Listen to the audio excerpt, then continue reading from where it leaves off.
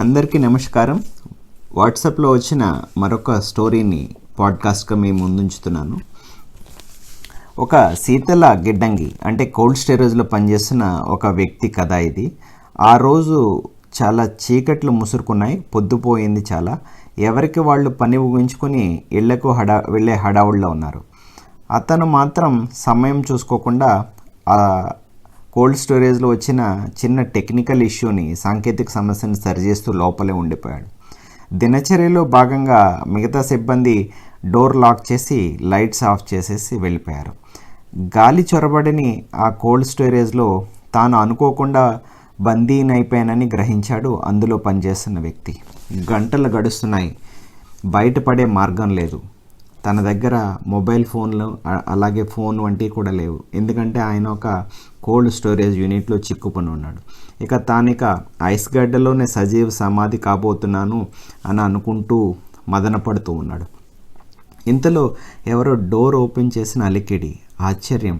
Torch లైట్తో security guard వచ్చి తనను రక్షించాడు. బయటకు వచ్చేటప్పుడు ఈ అద్భుత ఘటన నుండి ఆ వ్యక్తి తేరుకుని, నేను లోపలే ఉన్నానని నీకు ఎలా తెలుసయ్యా?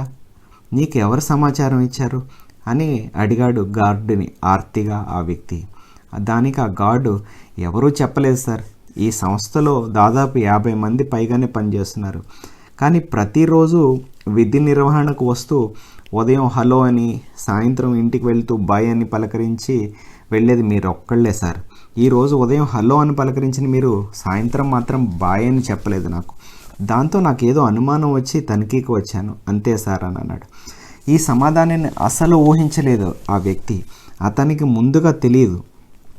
బేషిజం కానీ బాసిజం కానీ లేకుండా ప్రతిరోజు ఇలా తాను చేసే ఒక చిన్న పలకరింపు సంజ్ఞకారంగా తన ప్రాణాలు నిలబడతాయని.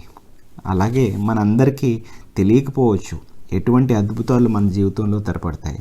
నిజ జీవితంలో హోదాలు, వ్యక్తి పొజిషన్స్ గురించి ఆలోచించకుండా పరస్పరం మనం ఉపయోగించే భావజాలం, ప్రవర్తన, చర్యలను బట్టే ఎదుటివారి వైఖరి ఉంటుంది. అందుకు ఎవరికి ఏ విద్య, ఏ అర్హతలు ప్రామాణికం కాదు. మంచి విషయం తెలుసుకున్నాం కదా. మళ్ళీ వేరొక పాడ్కాస్ట్లో తిరిగి కలుద్దాం.